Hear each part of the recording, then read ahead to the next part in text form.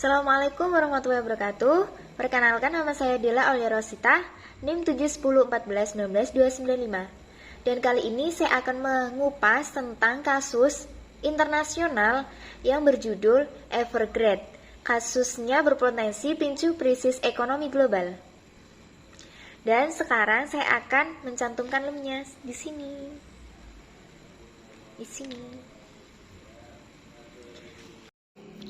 Nah, sebelum kita ke kasusnya, saya akan menjelaskan apa itu Evergrande terlebih dahulu. Evergrande adalah salah satu pengembang real estate terbesar di Cina. Perusahaan ini masuk dalam kategori 500 perusahaan terbesar di dunia berdasarkan pendapatan. Perusahaan ini terdaftar di Hong Kong dan berbasis di kota Shenzhen di Cina Selatan.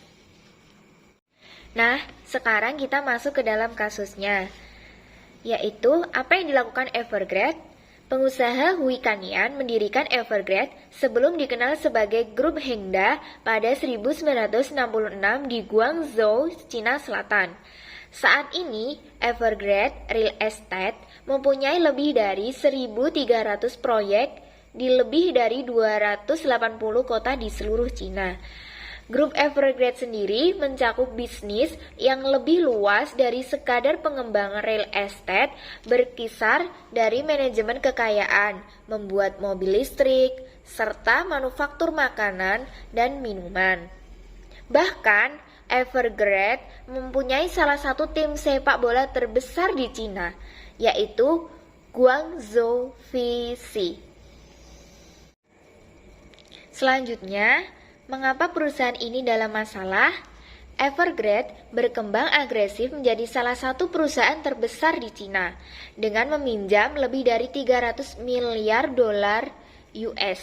Masalah perusahaan meningkat tahun lalu saat Cina memperkenalkan aturan untuk mengendalikan biaya pinjaman pengembang yang membatasi utang dalam kaitannya dengan arus kas, aset, dan tingkat modal perusahaan.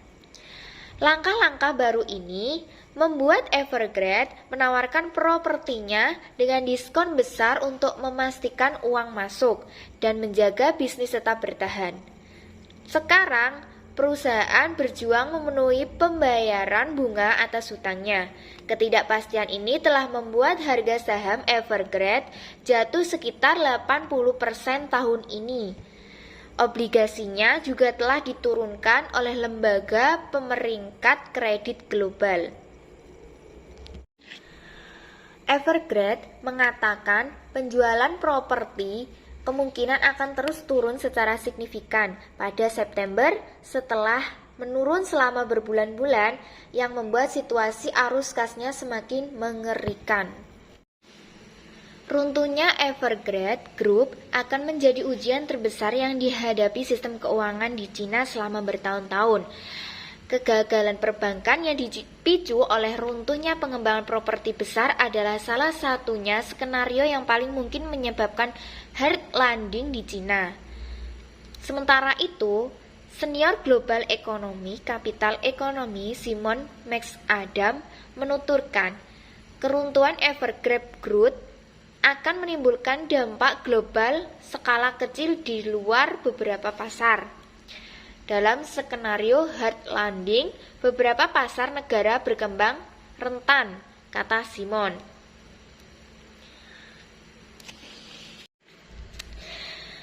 Menurut saya atau saran saya dari kasus tersebut, yaitu kita harus belajar manajemen keuangan dengan baik.